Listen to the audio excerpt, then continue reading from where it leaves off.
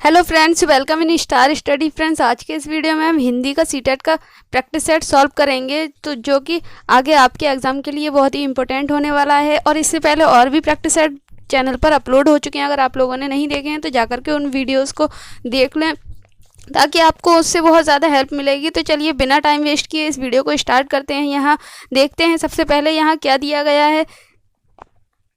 सबसे पहले यहाँ निर्देश दिया गया है जिसमें लिखा है कि नीचे दिए गए गद्यांश को पढ़कर पूछे गए प्रश्न संख्या 1 से 8 तक से सही सबसे उपयुक्त उत्तर वाले विकल्प चुनिए। तो यहाँ पे सबसे पहले गद्यांश दिया गया है, तो उस गद्यांश को हमें पढ़ना है और उससे ही क्वेश्चन दिए गए हैं। 1 से लेकर 8 सवाल जो दिए गए हैं वो इस गद्यांश से दिए गए हैं। सीटेट के पेपर में गद्यांश आता है, गद्यांश से आपको क्वेश्चन निकालने होते हैं। आपको क्या करना है, गद्यांश से क्वेश्चन निकालने हैं, लेकिन आपको क्या करना है, बिना गद्यांश पढ़े आंसर नहीं निकालने। क्योंकि कभी कभी ऐसा होता है, सीटेट के पेपर में ऐसा होता है कि आपको प्रश्न का उत्तर सही अपने अकॉर्डिंग सही लग रहा होता है, लेकिन जब वो सीटेट की आंसर की आती है तो वो आंसर गलत होता है। क्यों गलत होता है? वो इसलिए गलत होता है क्योंकि जो गद्यांश दिया होता है आपने उसको बिना पढ़े ही उन आंसर्स को सॉल्व किया था, तो इसलिए वो आंसर आपका गलत हो जाता है। इसलिए आपका जो आंसर है वो भले ही आपके अकॉर्डिंग सही हो, लेकिन आपको आपके अकॉर्डिंग सही होने से कुछ नहीं होता है जब तक कि सीटेट के अकॉर्डिंग वो सही नहीं होता है। तो सीटेट के अकॉर्डिंग तब सही होगा जब गद्यांश में दिया गया होगा, तो इसलिए गद्यांश को पढ़ना बहुत ज़्यादा ज़रूरी हो जाता है। तो चलिए स्टार्ट करते हैं। सबसे पहले इस गद्यांश को पढ़ लेते हैं। क्या लिखा हुआ है? ये लिखा है, हमें स्वतंत्र हुए 15 वर्ष ही हुए थे कि पड़ोसी चीन ने हमारी पीठ में छुरा भोंक दिया। मतलब जो भारत चीन युद्ध हुआ था उसके बारे में बात की जा रही है। उत्तर सीमा की सफ़ेद बर्फीली चोटियाँ शहीदों के खून से सनकर लाल हो गई थी। हजारों माँओं की गोदें सूनी हुई, हजारों की मांग का सिंदूर पुछ गया और लाखों अभागे बच्चे पिता के प्यार से वंचित हो गए थे। आगे देखते हैं आगे क्या लिखा है इसमें। गणतंत्र दिवस निकट आ रहा था, देश का हौसला पस्त था, कोई उमंग नहीं रही थी पर्व मनाने की, कोई भी त्यौहार मनाने की, गणतंत्र दिवस मनाने की। गणतंत्र दिवस जो होता है वो राष्ट्रीय त्यौहार या राष्ट्रीय पर्व होता है, तो उसको मनाने की कोई भी उमंग लोगों में नहीं रह रही थी। कौन लोग? भारतवासी जो थे। तब यह सोचा गया कि जानी मानी फिल्मी हस्तियां आयोजन में शामिल हों तो भीड़ उमड़ेगी, वहाँ कोई ऐसा गीत प्रस्तुत हो जो लोगों के दिलों को छूकर उन्हें झकझोर सके। चुनौती फिल्म जगत तक पहुंची। एक नौजवान गीतकार प्रदीप ने चुनौती स्वीकार करने का मन बनाया और गीत लिखना शुरू किया। लेकिन सुर और स्वर के बिना गीत का क्या? जब तक गीत में सुर और स्वर ना हो तो गीत का क्या? आगे लिखा है, प्रदीप संगीत निर्देशक श्री रामचंद्रन के पास पहुंचे। उन्हें गीत पसंद आया और उन्होंने रक्षा मंत्रालय को सूचना दे दी। 26 जनवरी का शुभ दिन आया। लाखों की भीड़ बड़ी उत्सुकता से प्रतीक्षा कर रही थी। तब तक जो धुन बज रही थी वह हटी और थोड़ी देर शांति रही। तभी उस शांति को चीरता हुआ एक लता मंगेशकर का वेदना और चुनौती भरा स्वर सुनाई पड़ा। ए मेरे वतन के लोगों, जरा आंख में भर लो पानी। समय जैसे थम गया, सभी के मन में एक ही भाव, एक ही रस में डूब गए। सभी लोग क्या हो गए? एक ही रस में डूब गए। गीत समाप्त हुआ तो लगभग 2 लाख लोग सिसक रहे थे। ये इतना भावुक गीत था कि सभी लोग इसको सुनकर के रोने लगे थे। आंसू थे कि थमते ही न थे। अब आगे देखते हैं यहाँ से इस गद्यांश से क्या क्वेश्चन पूछा गया है। ए मेरे वतन के लोगों, खाली जगह दी है, गीत के बारे में क्या सच नहीं है? मन्ना डे ने सुर दिया, सी रामचंद्रन ने संगीत दिया, लता मंगेशकर ने स्वर दिया, प्रदीप ने लिखा। तो ये सभी बातें तो सही हैं। सी रामचंद्रन ने, अभी हमने गद्यांश में पढ़ा था, सी रामचंद्रन ने संगीत दिया, लता मंगेशकर ने सुर दिया और प्रदीप ने लिखा था। मन्ना डे ने सुर दिया, ये बात बिल्कुल गलत है। तो यहाँ पे नहीं पूछा था, तो नहीं क्या है? मन्ना डे ने सुर दिया, ये बात गलत है। अब इन तीनों को भी देख लेते हैं कहाँ लिखा है। तो ये लिखा है प्रदीप ने संगीत, ये रहा, प्रदीप ने संगीत और सी रामचंद्रन ने संगीत लिखा।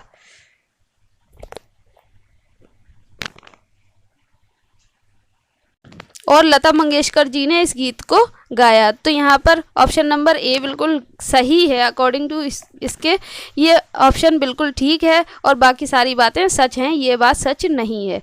तो अगले सवाल पर चलते हैं।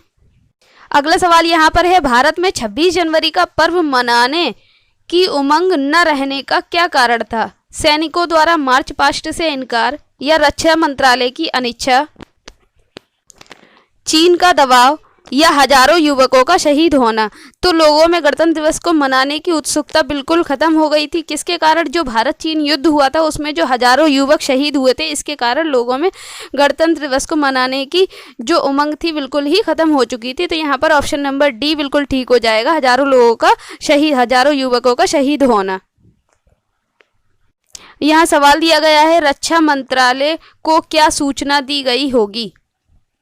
तो यहाँ पर लिखा गया है, फिल्मी हस्तियां भाग लेंगी, या गीत प्रस्तुत करने की चुनौती स्वीकार है, प्रदीप और सी रामचंद्रन भी दिल्ली आएंगे, या 26 जनवरी का पर्व मनाया जाए। तो यहाँ पर कौन सा ऑप्शन ठीक हो जाएगा? अभी हमने यहाँ पर इसका गद्यांश पढ़ा था, तो उसमें उसके अकॉर्डिंग हमारा कौन सा आंसर ठीक हो रहा है? तो रक्षा मंत्रालय को सूचना दी गई थी कि अगर फिल्मी हस्तियां इसमें भाग लेंगी, गणतंत्र दिवस के महोत्सव में भाग लेंगी, तो वहां पर बहुत सारे लोगों की भीड़ जमा हो जाएगी, इसलिए ये सूचना कहाँ पहुंचाई गई थी? रक्षा मंत्रालय को पहुंचाई गई थी। अब अगला सवाल देखते हैं।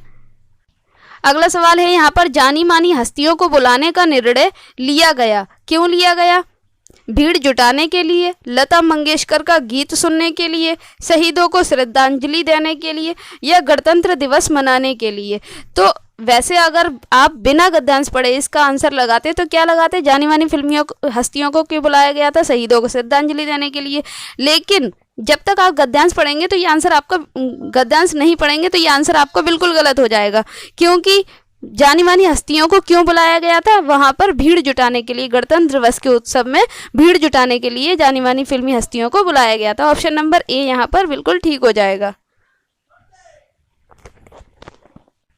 अगला सवाल है यहाँ पर, मांग का सिंदूर पुछ जाना, इस मुहावरे का अर्थ है, क्या अर्थ है इसका? विधवा हो जाना, वियोगिनी हो जाना, अभागिन हो जाना, या अनाथ हो जाना? तो अनाथ तो वो होते हैं जिनके माता पिता नहीं होते हैं, तो ऑप्शन डी गलत है। मांग का सिंदूर पुछ जाना का अर्थ होता है विधवा हो जाना, जिसका जैसे बहुत सारे युवक जो भारत चीन युद्ध में लड़ाई लड़ने के लिए गए थे वो शहीद हो गए थे, तो इससे बहुत सारी औरतों का सुहाग उजड़ गया था और वहाँ पे ये क्या हो गया? मांग का सिंदूर पुछ जाना हो जाता है, और ऐसे इसी को बोलते हैं विधवा हो जाना। अब सवाल है यहाँ पर, देश का हौसला पस्त था, क्योंकि तैयारियां नहीं की गई थी, या कोई उमंग शेष नहीं थी, या फिर चीन से मात खाई थी, या फिल्मी हस्तियां साथ नहीं दे रही थीं? तो यहाँ पर कौन सा ऑप्शन ठीक हो जाएगा? ऑप्शन नंबर डी बिल्कुल ठीक हो जाएगा। चीन से मात खाई थी, इसीलिए लोगों का, देश का हौसला जो था बिल्कुल पस्त पड़ गया था और उनमें गणतंत्र दिवस को मनाने की कोई भी उमंग बाकी नहीं रह गई थी। अब अगले सवाल पे चलते हैं। सवाल दिया गया है यहाँ पर, उमड़ना क्रिया है, इस क्रिया का कौन सा प्रयोग ठीक नहीं है? नहीं पे ज़्यादा ध्यान देना है, नहीं से ऐसा हो जाता है, इससे बहुत सारे बच्चों के आते हुए क्वेश्चन गलत हो जाते हैं, अगर क्वेश्चन को ठीक से आंसर गलत हो जाते हैं, क्योंकि क्वेश्चन को अगर वो ध्यान से नहीं पढ़ते हैं। तो यहाँ पर उमड़ना क्रिया का अर्थ कौन सा नहीं है? दूध उमड़ने लगा, या नदी उमड़ आई, आंसू उमड़ चले, या भीड़ उमड़ चली? तो उमड़ने लगा का ठीक अर्थ नहीं है, कहाँ पर नहीं है? दूध उमड़ने लगा, दूध तो उबलने लगता है ना कि उमड़ने लगता है। ऑप्शन नंबर बी यहाँ पर बिल्कुल ठीक हो जाएगा। अब अगले सवाल पे चलते हैं। यहाँ पर निर्देश है, नीचे दिए गए प्रश्न संख्या 9 से 23 के सबसे उपयुक्त उत्तर वाले विकल्प को चुनिए। सवाल है, भाषा शिक्षण के संदर्भ में बाल साहित्य का उद्देश्य है, क्या उद्देश्य है? बच्चों को जीवन कौशल सिखाना, बच्चों को भाषा के नियमों की जानकारी देना, या बच्चों को उत्साही पाठक बनने के लिए प्रोत्साहित करना, या फिर बच्चों को साहित्यिक विधाओं से परिचित करवाना? तो यहाँ पर कौन सा ऑप्शन ठीक हो जाएगा? तो ऑप्शन नंबर सी यहाँ पर ठीक हो जाएगा। बच्चों को भाषा शिक्षण के संदर्भ की बात हो रही है, तो भाषा शिक्षण के संदर्भ में बच्चों को उत्साही पाठक बनने के लिए प्रोत्साहित करना। अगर वो पढ़ रहे हैं तो उनका उत्साह बढ़ाना, ताकि वो आगे और पढ़ने के लिए, किताब और पढ़ने के लिए प्रोत्साहित हों।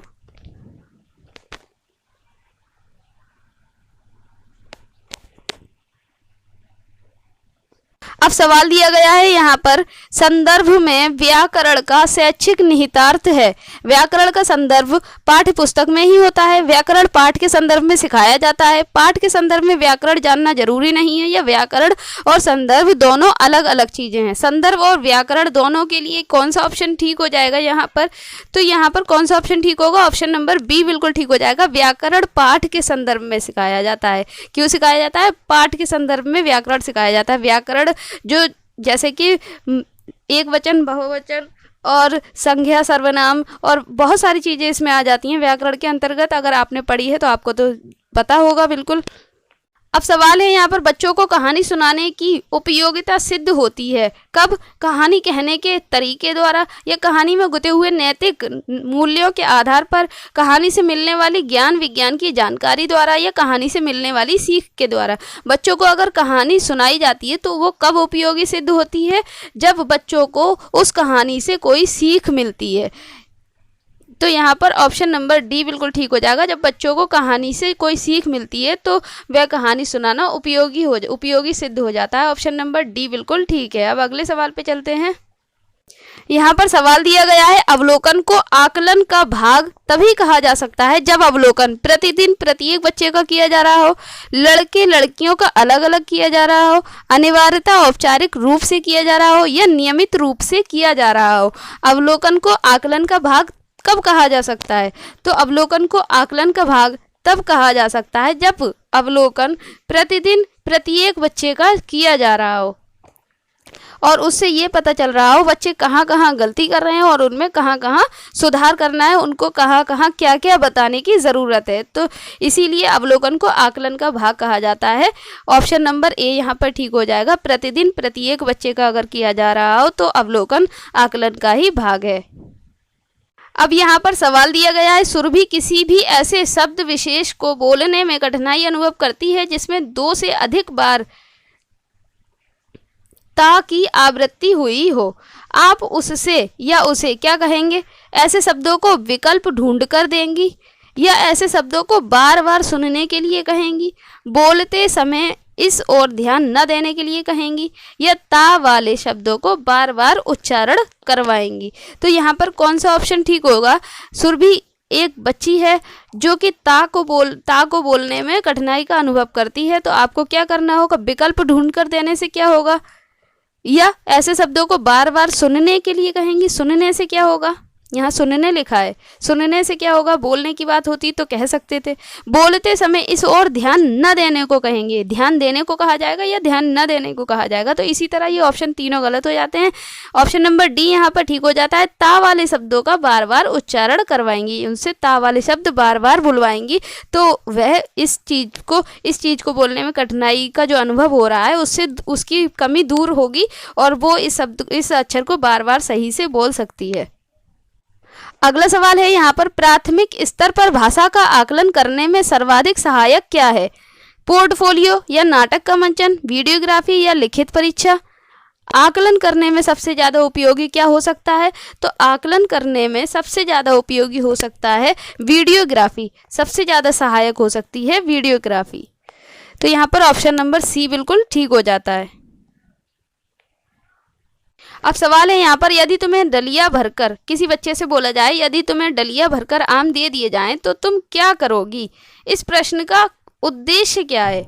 इस प्रश्न का उद्देश्य क्या है? बच्चों के अनुभव और चिंतन को स्थान देना, बच्चों की मौखिक परीक्षा लेना, बच्चों को गणित की ओर प्रवृत्त करना, या बच्चों को नए शब्दों से परिचित कराना। तो यहाँ पर कौन सा ऑप्शन ठीक होगा? तो इसको समझते हैं। बच्चों के अनुभव और चिंतन को स्थान देना। अगर हम बच्चों को कोई चीज़ देकर बोलें कि अगर हमने ये आम तुम्हें दे दिए हैं तुम इसका क्या करोगे, तो बच्चा उसमें क्या करेगा? अपना चिंतन करेगा, कुछ सोच विचार करेगा और उसके बारे में बोलेगा। तो यहाँ पर और अनुभव और उससे पता चलेगा कि बच्चा कहाँ तक सोच सकता है और उसकी कहाँ पर उसका अनुभव जा रहा है, वो उस आमों का क्या करेगा, यह उसके अनुभवों पर डिपेंड करता है, तो वो उस चीज़ को बताएगा। तो यहाँ पर ऑप्शन नंबर ए ठीक हो जाता है। अब आगे देखते हैं, बच्चों से ऐसा जब हमने बोल दिया है तो क्या होगा, उनकी मौखिक परीक्षा तो नहीं ले रहे हैं, तो ऑप्शन नंबर बी तो गलत है। बच्चों की गणित का काम क्या है, यहाँ पर गिनने के लिए नहीं कहा गया है। बच्चों को नए शब्दों से परिचित कराना, ऐसा भी नहीं है। बच्चों के अनुभव और चिंतन को स्थान दिया जा रहा है, उन्हें खुलकर बोलने के लिए उन्हें प्रोत्साहित किया जा रहा है। तो यहाँ पर ऑप्शन नंबर ए बिल्कुल ठीक हो जाएगा। अगला सवाल है यहाँ पर, अकादमिक सत्र शुरू होने के 2 माह बाद तक भी कक्षा 4 के विद्यार्थियों को भाषा की पाठ्यपुस्तकें उपलब्ध नहीं करवाई जा सकी। ऐसी स्थिति में शिक्षक क्या करेगा? पाठ्यपुस्तक के उपलब्ध होने तक पठन लेखन की प्रक्रिया प्रारंभ न करवाए, या भाषाई ऐसा तो गलत हो जाएगा, कुछ भी ना पढ़ाया जाए जब तक कि किताबें ना मिली हो, तो ये बात तो बिल्कुल गलत है। भाषाई क्षमताओं के विकास के लिए अन्य विषयों की पाठ्यपुस्तकों का प्रयोग करें। तो अन्य पुस्तकों के क्या प्रयोग करना? श्रवण एवं वाचन कौशल का अभ्यास करवाते रहें, सुनना और बोलना जैसे कौशलों का अभ्यास करवाते रहें, ये बात ठीक है। आगे है, विद्यार्थियों को पाठ्य पुस्तक अपने आप खरीदने के लिए प्रोत्साहित करें। तो ये तो कहना ही नहीं है, क्योंकि पुस्तकें जो होती हैं वो गवर्नमेंट की तरफ से मिलती हैं, गवर्नमेंट स्कूल की बात हो रही है, तो यहाँ पर ये बात तो गलत हो जाएगी। तो यहाँ पर ऑप्शन नंबर सी ठीक हो जाएगा कि बच्चों को क्या करवाना है, श्रवण एवं वाचन कौशल जैसे कौशल का अभ्यास करवाते रहना है, उनसे कुछ ना कुछ सुनते रहना है और उनको बोलने के लिए प्रोत्साहित करना है। कोई कहानी सुना देना, फिर उस पर क्वेश्चन आंसर पूछ लेना, या फिर उसको खेल के माध्यम से कुछ सिखाना, तो ये चीज़ें किस में आ जाती हैं? श्रवण एवं वाचन कौशल के अंतर्गत आ जाती हैं। तो यहाँ पर ऑप्शन नंबर सी बिल्कुल ठीक हो जाएगा। अब अगले सवाल पे चलते हैं। सवाल है यहाँ पर, भाषा शून्य में विकसित नहीं होती। इसका शैक्षिक निहितार्थ है कि भाषा सीखने के लिए खाली जगह अनिवार्य है। भाषा सीखने के लिए क्या अनिवार्य है? पारिवारिक संवाद, सामाजिक अंतःक्रिया, पढ़ाई लिखाई, विद्यालय पढ़ाई लिखाई, या भाषा प्रयोगशाला। कौन सा ऑप्शन यहाँ पर ठीक हो जाएगा? तो सिर्फ परिवार के अंतर्गत अगर बच्चा रहता है तो तब भी वो बहुत ज़्यादा चीज़ें नहीं सीख पाता है। सिर्फ विद्यालय पढ़ाई लिखाई से भी वो बहुत ज़्यादा चीज़ें नहीं सीख पाता है। भाषा प्रयोगशाला क्या काम की जब हम समाज से ही उसका आदान प्रदान न कर सके। तो यहाँ पर ऑप्शन नंबर बी बिल्कुल ठीक हो जाएगा, सामाजिक अंतःक्रिया। सामाजिक अंतःक्रिया क्यों ठीक हो जाएगा? क्योंकि जब हम अपने विचारों का आदान प्रदान समाज में रहने वाले लोगों के साथ करते हैं तो इसमें क्या होता है, तो हमने जो कुछ सीखा होता है उसमें हमारे अनुभव शामिल हो जाते हैं और हमें अपने पास से मतलब हमने जो सीखा है उसके अकॉर्डिंग अपने पास से बहुत सारी चीज़ों के बारे में चिंतन करने का अवसर मिल जाता है। और हमें बोलने से क्या होता है, हमारा सामाजिक और मानसिक विकास होता है। तो यहाँ पर बी ऑप्शन बिल्कुल ठीक हो जाएगा। यहाँ अगला सवाल है, प्राथमिक स्तर पर भाषा शिक्षण का उद्देश्य है बच्चों को व्याकरणिक नियमों को कंठस्थ कराना। रटवाना तो है ही नहीं, कंठस्थ बात बिल्कुल गलत होती है। अक्षरों की बनावट के प्रति सचेत करना, या फिर सॉरी यहाँ पर गलत का निशान लग गया, आगे देख लेते हैं। सहज अभिव्यक्ति का अवसर देना या मातृभाषा की लिपि की पहचान करवाना। प्राथमिक स्तर की बात हो रही है, भाषा शिक्षण का क्या उद्देश्य होता है? व्याकरण के नियम क्या करेंगे प्राथमिक स्तर पर? तो ये ऑप्शन बिल्कुल गलत है। अक्षरों की बनावट के प्रति सचेत करना, प्राथमिक स्तर की बात हो रही है। फर्स्ट में NCLKG फर्स्ट वाले जो बच्चे होते हैं उनको भाषा सिखानी होती है, तो सबसे पहले हमें क्या करना होता है, उनको अक्षरों की बनावट मतलब अक्षर पहचानना सिखाना होता है। तो यहाँ पर ऑप्शन नंबर बी बिल्कुल ठीक है। सहज अभिव्यक्ति प्राथमिक स्तर के बच्चे क्या करेंगे? मातृभाषा की लिपि की पहचान करवाना।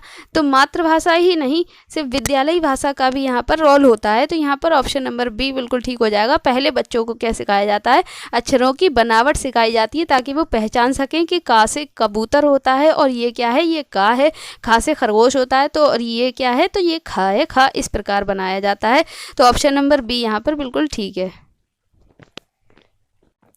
अब यहाँ पर सवाल है, भाषाई कौशलों के संबंध में कौन सा कथन सही है? सभी भाषाई कौशल अंत्य संबंधित होते हैं, या सभी भाषाई कौशल स्वयं ही विकसित होते हैं? सभी भाषाई कौशल पाठ्य पुस्तक से ही विकसित होते हैं। कोई भी भाषाई कौशल अंत्य संबंधित नहीं होता है। भाषाई कौशल कौन से होते हैं ये पता होना चाहिए सबसे पहले। तो भाषाई कौशल होते हैं सुनना, बोलना, पढ़ना, लिखना। 4 भाषाई कौशल होते हैं। कौन कौन से होते हैं? सुनना, बोलना, पढ़ना, लिखना। तो ये सभी क्या होते हैं? तो ये सभी होते हैं अंत्य संबंधित होते हैं, एक दूसरे से रिलेटेड होते हैं। तो यहाँ पर ऑप्शन नंबर ए बिल्कुल ठीक हो जाएगा। सभी भाषाई कौशल एक दूसरे से रिलेटेड अंत्य संबंधित होते हैं। अब सवाल है यहाँ पर, पढ़कर समझना, पढ़कर कुछ भी जो पढ़ा है उसको समझना कुशलता का विकास करने में कम महत्वपूर्ण है। कौन सा ऑप्शन कम महत्वपूर्ण है? कहानी का अंत बदलवा देना कम महत्वपूर्ण है, या कहानी पर आधारित व्याकरण समझाना ये कम महत्वपूर्ण है, या कहानी को अपनी भाषा में कहलवाना ये कम महत्वपूर्ण है, या कहानी पर आधारित प्रश्न बनवाना? कौन सा बहुत कम महत्वपूर्ण है? अगर हमने किसी बच्चे को कुछ पढ़ाया और वो पढ़कर उसको समझ रहा है, अगर हमने उसका अंत बदल दिया तो वो उस अंत के अकॉर्डिंग उस कहानी को समझ जाएगा कि इस कहानी का अंत बदला गया है, यहाँ पर क्या बदलाव किए गए हैं। तो यहाँ पर ये ऑप्शन तो ठीक है, कहानी पर आधारित व्याकरण समझाना। और आगे क्या है? कहानी को अपनी भाषा में कहलवाना ये तो महत्वपूर्ण है, अच्छी बात है। कहानी पर आधारित प्रश्न बनवाना ये भी अच्छी बात है, लेकिन व्याकरण समझाना ये तो बहुत कम महत्वपूर्ण है, ये तो बिल्कुल लास्ट की बात हो जाती है। तो यहाँ पर कम महत्वपूर्ण पूछा गया था, ऑप्शन नंबर बी यहाँ पे बिल्कुल ठीक है। सवाल नंबर 21 है यहाँ पर, निम्नलिखित में से कौन सा कथन प्राथमिक स्तर पर भाषा सीखने के एक महत्वपूर्ण उद्देश्य की ओर संकेत करता है? भाषा सीखने के महत्वपूर्ण उद्देश्य की ओर कौन सा संकेत करता है? वो भी प्राथमिक स्तर की बात हो रही है, ये चीज भी आपको ध्यान रखनी है। तो आगे देखते हैं, गणित के पाठ्यक्रम के अनुरूप हिंदी में संख्याएं जानना, या संज्ञा, सर्वनाम, विशेषण और वचन की शुद्ध की पहचान करवाना। प्राथमिक स्तर पर संज्ञा, सर्वनाम और विशेषण और वचन, इन चीजों की पहचान करवाना, ये बात तो मैच नहीं कर रही है। तो यहाँ पे ऑप्शन नंबर बी हमें गलत दिख रहा है। फिर भी आगे देख लेते हैं, भाषण, वाद विवाद और कविता पाठ से भाग लेना प्राथमिक स्तर पर ये तो जरूरी होता है। भाषा को अपने परिवेश एवं अनुभव को समझने का माध्यम बनाना, ये बात भी बिल्कुल ठीक है। तो ऑप्शन नंबर बी यहाँ पर ठीक हो जाता है कि संज्ञा, सर्वनाम, विशेषण और वचन शुद्धता की पहचान ये क्या होती है, जो माध्यमिक स्तर पर की जाती है। तो यहाँ पर ऑप्शन नंबर बी बिल्कुल ठीक हो जाता है। ये प्राथमिक स्तर की बात हो रही है, उच्च माध्यमिक स्तर की बात नहीं हो रही है।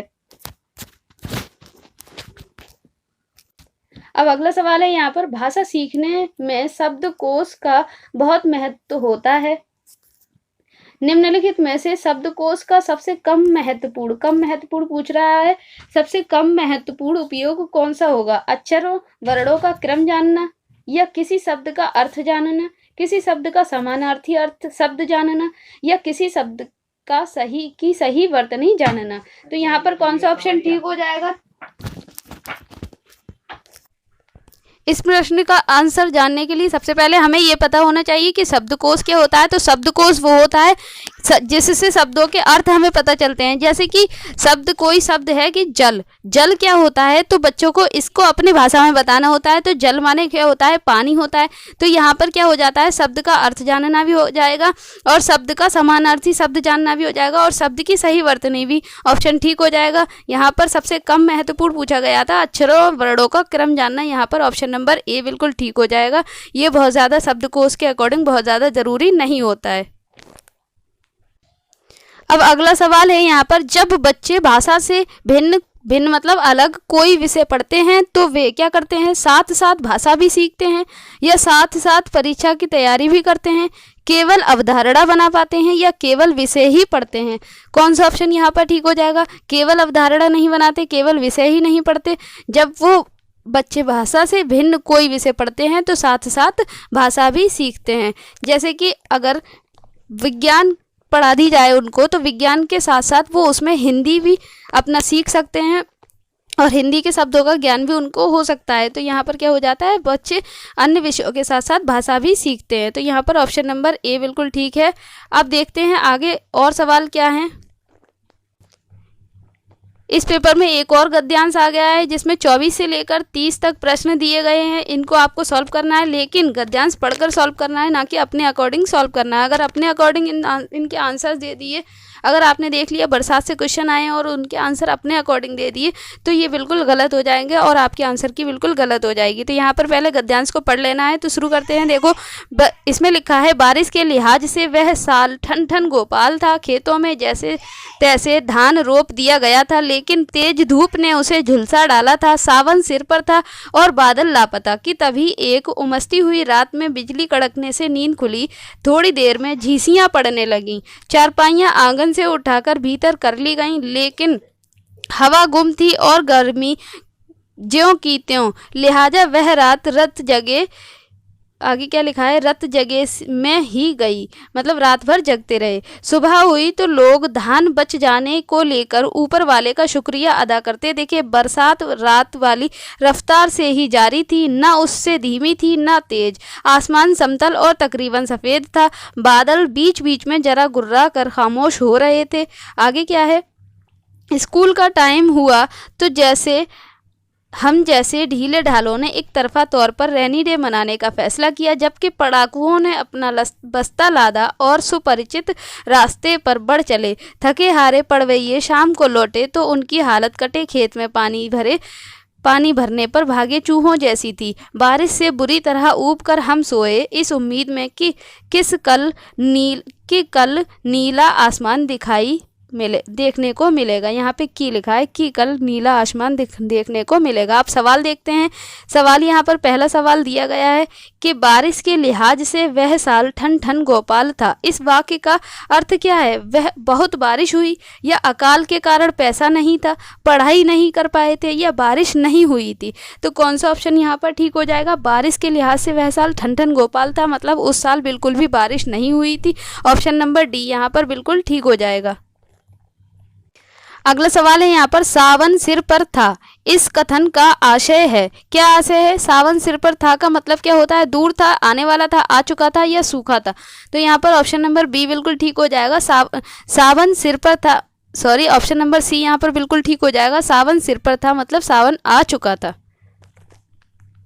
अगला सवाल है यहाँ पर, गद्यांश के आधार पर कहा जा सकता है कि अगले दिन लोग तेज बारिश के न होने से खुश थे। तेज बारिश में रेनी डे मनाया जाता है। लोग बारिश होने से खुश थे, या लोग बारिश के न होने से परेशान थे। कौन सा ऑप्शन ठीक हो जाएगा? अगर आपने गद्यांश नहीं पढ़ा होता तो आप इसका आंसर 100% गलत लगा देते, और आपने गद्यांश पढ़ा है तो आप खुद बता सकते हैं कि अगले दिन लोग बारिश होने से खुश थे और ऊपर वाले का शुक्रिया अदा कर रहे थे। ऑप्शन नंबर सी यहाँ पर बिल्कुल ठीक है। अगला सवाल है यहाँ पर, झींसियाँ शब्द का भाव है। झींसियाँ शब्द का क्या अर्थ है यहाँ पर? तो झींसियाँ शब्द का अर्थ क्या होता है? तेज फुहारें, तेज बूंदाबांदी, हल्की बूंदाबांदी, या मूसलाधार बारिश। झींसियाँ शब्द का अर्थ होता है बहुत हल्की बूंदाबांदी। ऑप्शन नंबर सी यहाँ पर बिल्कुल ठीक है। अब अगले सवाल पे चलते हैं। अगला सवाल है यहाँ पर, हम जैसे ढीलों ने एक तरफा और तौर पर रेनी डे मनाने का फैसला किया। वाक्य में लेखक ने अपनी किस विशेषता को बताया है? तो लेखक ने क्या बताया है? पढ़ाई में पिछड़े होने का, हर्षोल्लास से त्यौहार मनाने का, या दिमाग से कमजोर, या बारिश का मजा लेने वाले। तो यहाँ पर ऑप्शन नंबर कौन सा ठीक हो जाएगा? तो ऑप्शन नंबर ए बिल्कुल ठीक हो जाएगा। लेखक ने ये बोला है कि हम जैसे ढीले ढालों ने रेनी डे मनाने का फैसला किया, मतलब उन्हें पढ़ने का बिल्कुल भी शौक नहीं था, तो पढ़ाई में पिछड़े होने का उसने संदेश दिया है। ऑप्शन नंबर ए यहाँ पर बिल्कुल ठीक है। अगला सवाल है यहाँ पर, किन लोगों ने रेनी डे नहीं मनाया? किन लोगों ने रेनी डे नहीं मनाया? जो पढ़ाकू थे, या जो डरपोक थे, जो भीगना नहीं चाहते थे, जो बारिश से बचते थे। तो यहाँ पर कौन सा ऑप्शन ठीक हो जाएगा? जो पढ़ाकू लोग थे उन्होंने रेनी डे नहीं मनाया, और वो स्कूल गए थे, और लौट कर कैसे आए थे, उनकी हालत कैसी हो गई थी? जो बारिश में कटे खेत में जो पानी भर जाता है वहाँ से जो चूहे भागते हैं, ऐसी उनकी हालत हो गई थी स्कूल से लौटते वक्त। तो यहाँ पर ऑप्शन नंबर ए बिल्कुल ठीक है। अगर अभी तक वीडियो को लाइक नहीं किया है तो वीडियो को लाइक कर दें। अगर चैनल पर नए हैं तो चैनल को सब्सक्राइब कर लें। अब इसकी वीडियो का लास्ट क्वेश्चन देखते हैं क्या है। सवाल है यहाँ पर, सावन सिर पर था और बादल लापता। यह वाक्य कैसा है? सरल है, मिश्र है, संयुक्त है या संकेतवाचक है? कौन सा ऑप्शन यहाँ पर ठीक हो जाएगा? सावन सिर पर था और बादल लापता था, तो ये कैसा वाक्य है? ये संयुक्त वाक्य है, और से जुड़ा हुआ है, तो ये संयुक्त वाक्य है। ऑप्शन नंबर सी यहाँ पर ठीक हो जाएगा। अगर वीडियो को लाइक नहीं किया है तो वीडियो को लाइक कर दें और कमेंट करके बता दें। अगर वीडियो पसंद आया हो तो